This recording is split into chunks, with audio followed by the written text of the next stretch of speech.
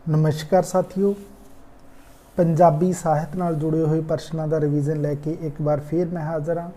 जिवें कि आप सबनों पता है कि आप मास्टर कैडर स्कूल लैक्चरर ते सीनियर टीचर पंजाबी दी असामी दे लई प्रैक्टिस के लिए पंजाबी साहित्य के प्रश्नों का रिवीजन कर रहे हैं। जेकर तुसी इस नाल जुड़े हुए कोई भी टॉपिक नूं समझना चाहुंदे हो तो चैनल की प्लेलिस्ट के अंदर आपको वीडियो मिल जाएगा। सो विजिट करना, उत्थे टॉपिक वाइज प्लेलिस्टां बड़ियां हुई ने ते आप दे समझण वाला हर एक वीडियो इस चैनल के उपर अवेलेबल है। सो पिछलियां जेकर क्लासां तुसी देखने चाहुंदे हो तो उस दे लई भी आपनूं सीनियर टीचर स्कूल लैक्चरर ते मास्टर कैडर नाम की प्लेलिस्ट के अंदर विजिट करना पएगा। उत्थे प्रश्नों का रिवीजन भी मिल जाएगा। इस तो पहले कि आप रिवीजन शुरू करिए, जे पहली बार चैनल पर आए हो तो चैनल सबसक्राइब तो वीडियो शेयर जरूर कर देना। तो वो साथियों देखते हैं अज के इन्हां प्रश्नों का रिवीजन। भारतीय चिंतन विच पुरुषार्थ का की भाव है? भारतीय चिंतन के अंदर पुरुषार्थ का आपां भाव दसना है तो यह आ जाता है धर्म, अर्थ, काम ते मोक्ष। रिपीट होए हुए प्रश्न ने भाषा दे जिहड़ा टॉपिक है उसनूं कवर करने वाले ये क्वेश्चन ने अपने। तो यदा संबंध है जो धर्म, अर्थ, काम ते मोक्ष के नाल है। अगला प्रश्न, टक्कर किस साहित्य रूप का अनिवार्य तत्व है? साहित्य रूपों को जो आप पढ़ते हाँ तो वो अंदर आपको एक टक्कर नाम का जोड़ा साहित्य रूप के अंदर तत्व मिलता है। तो वो जोड़ा साहित्य रूप है वो है अपने को किस्सा। किस्से के अंदर इत्थे जो अपने को गल आई है विकल्पों की, रेखा चित्र नहीं है, डायरी नहीं है, नाटक नहीं है। जदों कि किस्सा होएगा, किस्से के अंदर की है जिन्हें भी किस्सा पात्र ने उन्हों का किते न किते विरोधाभास है जोड़ा वो समाजिक मैंबरों के नाल दिखाया गया है। तो यह टक्कर नूं पेश करने वाला है। इत्थे ही जेकर तुहानूं एक वार मिल जाए तो उत्थे फिर भिन्न हो जाएगा। सो नोट कर लेना। इस टॉपिक नूं समझण दे लई तुसीं किस्सा ते वार वाले जिहड़े वीडियो ने वो प्लेलिस्ट के अंदर जाके समझना, जिथे तुहानूं बेहतर ढंग दे नाल इसका जिहड़ा अनिवार्य तत्तां दे बारे जानकारी मिल सकती है। फिर नैक्सट क्वेश्चन देखांगे आपां। अगला जो प्रश्न आ जाता है वो अपने कोले कथन वाला आ जाता है। इस टाइप के क्वेश्चन अजकल स्कूल लैक्चरर ते सीनियर टीचर के अंदर भी पूछने शुरू हो गए हैं, मास्टर कैडर के अंदर भी मिल सकते हैं। ਸਾਹਿਤਕ इतिहास की उसारी ना तो बाहरों उधार ली जा दृष्टि नाल हो सकती है, ना ही जीव शास्त्र नियमों को आधार उपर लागू करने नाल। तो यह बी कथन होएगा, इसे का भाव है कि व्यक्तिगत यथार्थ को किसी सर्व सांझी कदर नाल जोड़ना और इतिहासिक विकास तो दूर रहना। ये दो कथन ने, इन्हां चों किहड़े कथन ने जिहड़े बिल्कुल ठीक ने, किहड़े आंशिक ठीक ने, किहड़े बिल्कुल गलत ने या फिर किहड़े आंशिक गलत ने। तो ये अंदर चार ही विकल्प होंगे ने कि या विकल्प साडा ठीक है तो या गलत है, तो तीसरा आ जाता है आंशिक ठीक तो आंशिक गलत। तो ये अंदर की है जोड़ा ए ऑप्शन है वो पूरे तौर पर ठीक है, जदों कि बी ऑप्शन है साडे कोले वो आंशिक तौर पर ठीक असी कहांगे। देखो साहित्यक इतिहास की उसारी यानी साडा जोड़ा साहित्य का इतिहास है उसकी जिहड़ी उसारी की गल आ जाती है, ना तो बाहरों उधार लई भी यह बाहरों उधार नहीं लेगी। देखो पंजाबी साहित्य का इतिहास जो पढ़ते हैं तो जिन्हें भी इतिहासकार होए ने उन्होंने नाम के अधीन ही आप लिया के उसनूं पढ़ते हैं। पिछली क्लास के अंदर एक क्वेश्चन भी इदां दा समझ के आए सी। जां दृष्टि नाल हो सकती है, ना ही जीव शास्त्र नियमों को साहित्य उपर लागू करना। तो यह गल है जिहड़ी बिल्कुल ठीक है।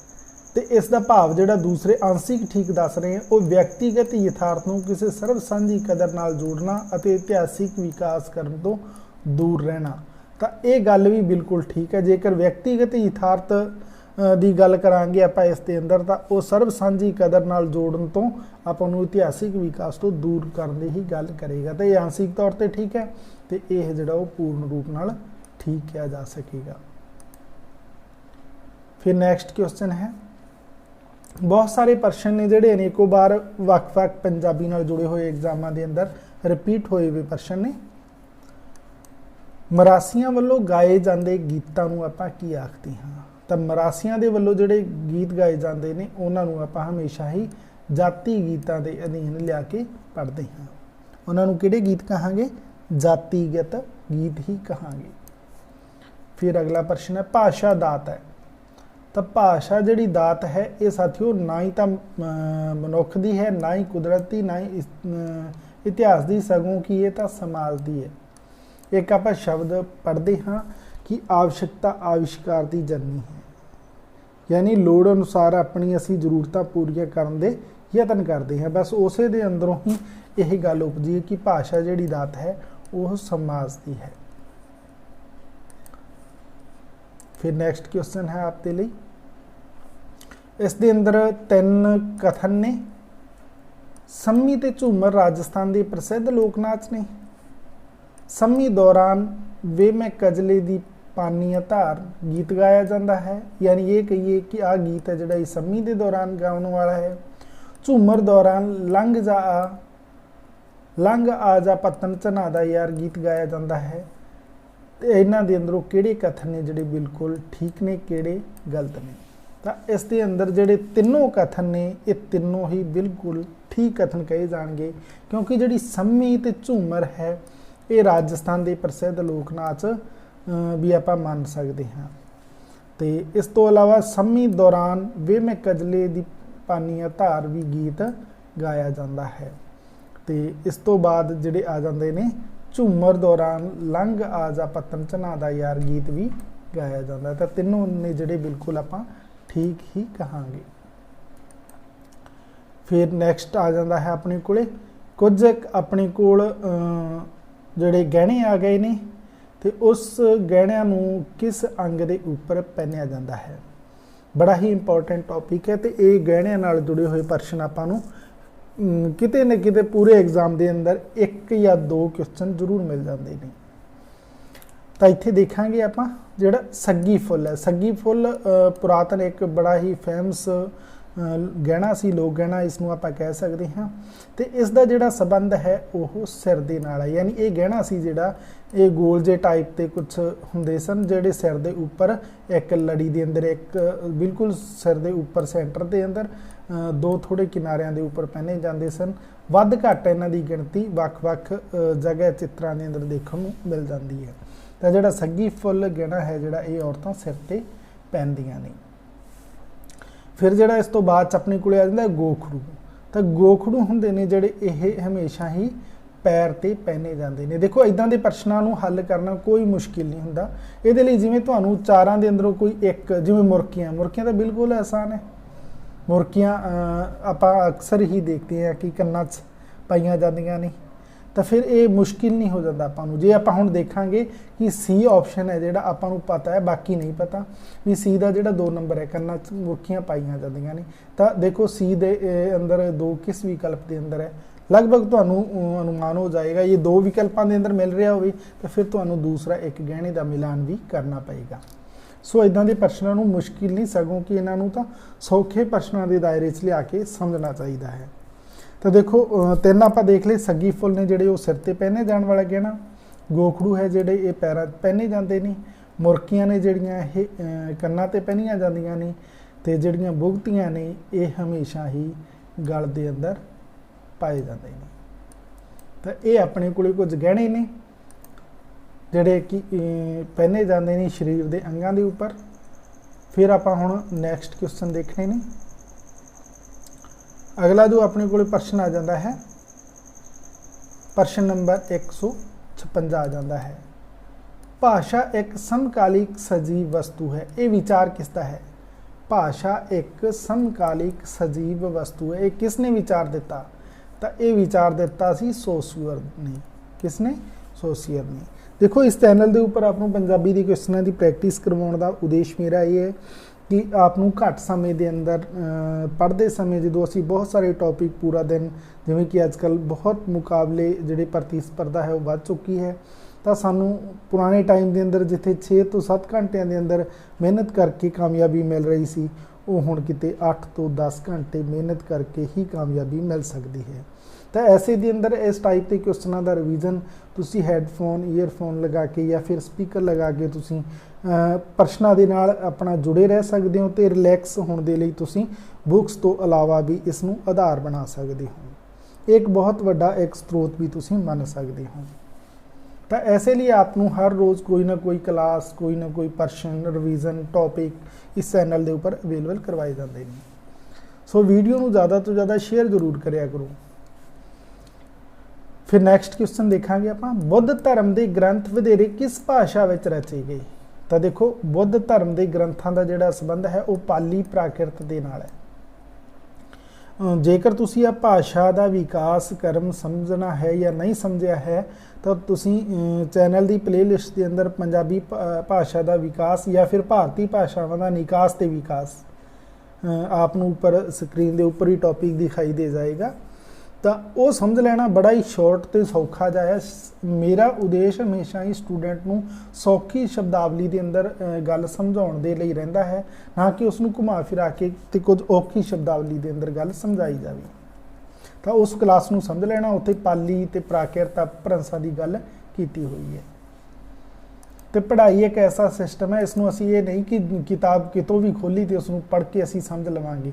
ਅਗਰ ਤੁਸੀਂ ਸੀਕੁਐਂਸ ਵਾਈਜ਼ ਉਸ ਨੂੰ ਪੜ੍ਹੋਗੇ ਤਾਂ ਮੈਨੂੰ ਲੱਗਦਾ ਹੈ ਕਿ ਆਪ ਬਿਹਤਰ ਢੰਗ ਦੇ ਨਾਲ ਵਧੀਆ ਤਰੀਕੇ ਦੇ ਨਾਲ ਸਮਝ ਸਕਦੇ ਹੋ, ਇੱਕ ਲੜੀਬੱਧ ਤਿਆਰੀ ਹੈ ਜਿਹੜੀ ਉਹ ਕਰ ਸਕਦੇ ਹੋ।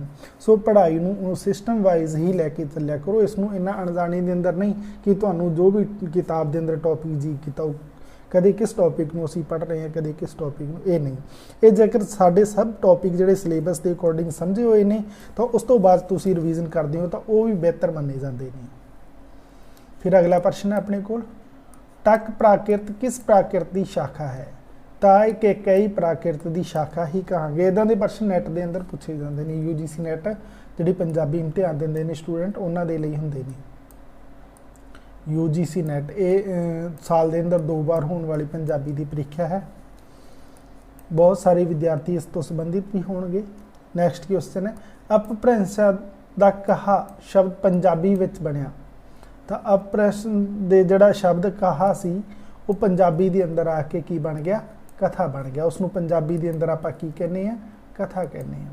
ਤਤਸਮ ਤਦਭਵ ਸ਼ਬਦ ਜਦੋਂ ਪੜ੍ਹਦੇ ਆ ਨਾ ਤਾਂ ਉਸ ਦੇ ਅੰਦਰ ਇਹ ਗੱਲਾਂ ਆਪਾਂ ਨੂੰ ਮਿਲਦੀਆਂ ਨੇ। ਅਗਲਾ ਪ੍ਰਸ਼ਨ ਆਪਣੇ ਕੋਲੇ, ਕਿਹੜਾ ਜੁੱਟ ਸਹੀ ਨਹੀਂ ਹੈ? ਦੇਖੋ ਇੱਥੇ ਫਿਰ ਆ ਗਿਆ, ਆਪਾਂ ਰਿਵੀਜ਼ਨ ਕਰ ਰਹੇ ਹਾਂ ਤਾਂ ਆਪਾਂ ਸਹੀ ਜੁੱਟਾਂ ਦੀ ਪ੍ਰੈਕਟਿਸ ਜ਼ਰੂਰ ਕਰਾਂਗੇ। ਅਕਸ਼ ਨਾਮ ਦਾ ਜਿਹੜਾ ਇਹ ਪੱਤਰ ਹੈ ਇਹ ਦਿੱਲੀ ਤੋਂ ਛਪਦਾ ਹੈ, ਬਿਲਕੁਲ ਸਹੀ ਗੱਲ ਹੈ।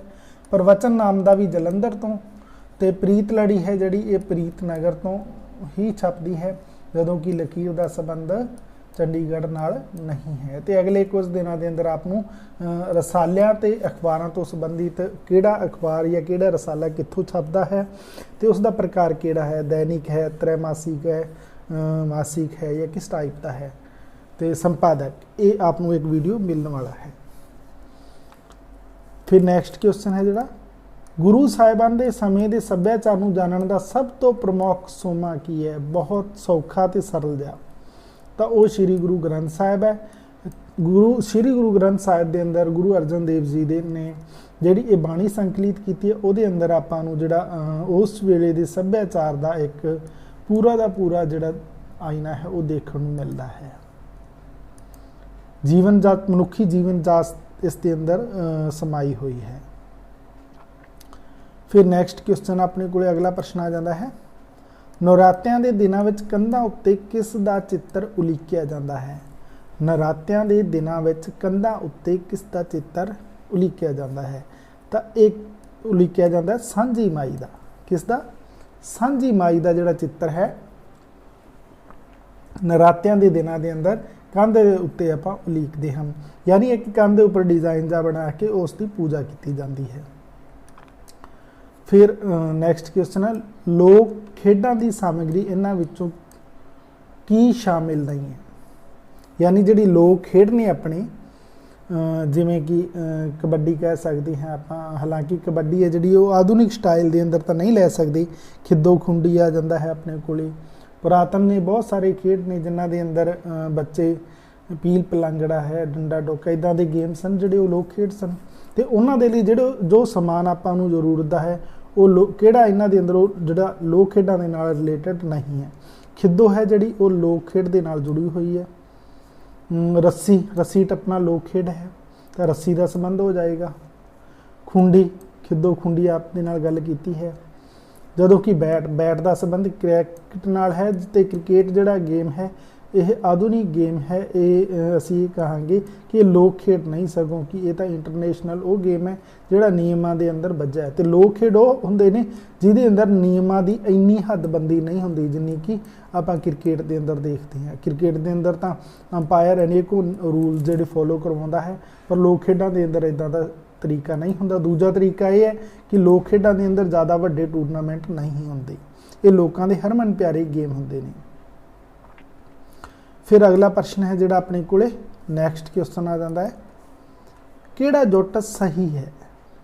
ਤਾਂ ਅਲਾਉਣੀ ਹੈ ਜਿਹੜੀ, ਇਹਨੂੰ ਆਪਾਂ ਸਿਆਪਾ ਵੀ ਕਹਿੰਦੇ ਹਾਂ। ਅਲਾਉਣੀ ਨੂੰ ਆਪਾਂ ਕੀ ਕਹਿੰਦੇ ਹਾਂ? ਸਿਆਪਾ ਕਹਿੰਦੇ ਹਾਂ। ਸਿੱਠਣੀ ਜਿਹੜੀ ਹੈ ਉਹਦੇ ਅੰਦਰ ਇੱਕ ਵਿਅੰਗ ਭਰਪੂਰ ਜਿਹੜੀ ਤਿੱਖੀ ਚੋਟ ਆਪਣੇ ਸੰਬੰਧੀਆਂ ਦੇ ਉੱਪਰ ਕੀਤੀ ਜਾਂਦੀ ਹੈ। ਖਾਸ ਤੌਰ ਤੇ ਜਿਹੜੇ ਵਿਆਹ ਨਾਲ ਜੁੜੀਆਂ ਹੋਈਆਂ ਸਿੱਠਣੀਆਂ ਹੁੰਦੀਆਂ ਨੇ, ਵਿਅੰਗ ਭਰਪੂਰ ਇਹ ਟਿੱਪਣੀਆਂ ਹੁੰਦੀਆਂ ਨੇ। ਨਾਚ ਦਾ ਸੰਬੰਧ ਜਿਹੜਾ ਹੈ ਇਹ ਆਪਾਂ ਅਧਿਆਤਮਿਕ ਦ੍ਰਿਸ਼ਟੀਕੋਣ ਦੇ ਅੰਦਰ ਗਾਏ ਜਾਣ ਵਾਲੇ ਜਿਹੜੇ ਭਜਨ ਜਿਹੜੇ ਹੁੰਦੇ ਨੇ ਉਹਨਾਂ ਨੂੰ ਆਪਾਂ ਕਹਿੰਦੇ ਹਾਂ। ਬੋਲੀ ਹੈ ਜਿਹੜੇ ਉਹ ਟੱਪਾ ਨਹੀਂ ਕਹਿ ਸਕਦੇ, ਬੋਲੀ ਹੈ ਜਿਹੜੀ ਬੋਲੀ ਪਾਈ ਜਾਂਦੀ ਹੈ, ਇਹ ਆਪ ਸਭ ਨੂੰ ਪਤਾ ਹੋਏਗਾ। ਫਿਰ ਨੈਕਸਟ ਕੁਐਸਚਨ ਹੈ ਜਿਹੜਾ ਆਪਣੇ ਕੋਲ, ਚਾਦਰ ਪਾਉਣੀ ਕਿਸ ਰਸਮ ਨੂੰ ਕਹਿੰਦੇ ਨੇ? ਚਾਦਰ ਪਾਉਣ ਦਾ ਸੰਬੰਧ ਕਿਸ ਰਸਮ ਦੇ ਨਾਲ ਹੈ? ਤਾਂ ਉਹ ਹੈ ਸਾਥੀਓ ਵਿਧਵਾ ਨੂੰ ਬਿਨਾਂ ਵਿਆਹੇ ਪਤਨੀ ਬਣਾਉਣਾ, ਉਹਨੂੰ ਆਪਾਂ ਕਹਿੰਦੇ ਹਾਂ ਚਾਦਰ ਪਾਉਣਾ। ਤਾਂ ਇਹ ਸਨ ਸਾਥੀਓ ਕੁਝ ਪੰਜਾਬੀ ਨਾਲ ਜੁੜੇ ਹੋਏ ਇੰਪੋਰਟੈਂਟ ਪ੍ਰਸ਼ਨ। ਖਾਸ ਤੌਰ ਤੇ ਅੱਜ ਦੇ ਪ੍ਰਸ਼ਨਾਂ ਦੇ ਅੰਦਰ ਲੋਕ ਸਾਹਿਤ ਨਾਲ ਜੁੜੇ ਹੋਏ ਪ੍ਰਸ਼ਨਾਂ ਦਾ ਸਮਾਵੇਸ਼ ਜ਼ਿਆਦਾ ਸੀ, ਪਰ ਕੁਝ ਪ੍ਰਸ਼ਨ ਸਨ ਜਿਹੜੇ ਸਾਨੂੰ ਇਸ ਟਾਈਪ ਦੇ ਸਨ ਜਿਨ੍ਹਾਂ ਦਾ ਸੰਬੰਧ ਭਾਸ਼ਾ ਤੇ ਸਾਨੂੰ ਸ਼ਬਦਾਂ ਦੇ ਨਾਲ ਸੀ।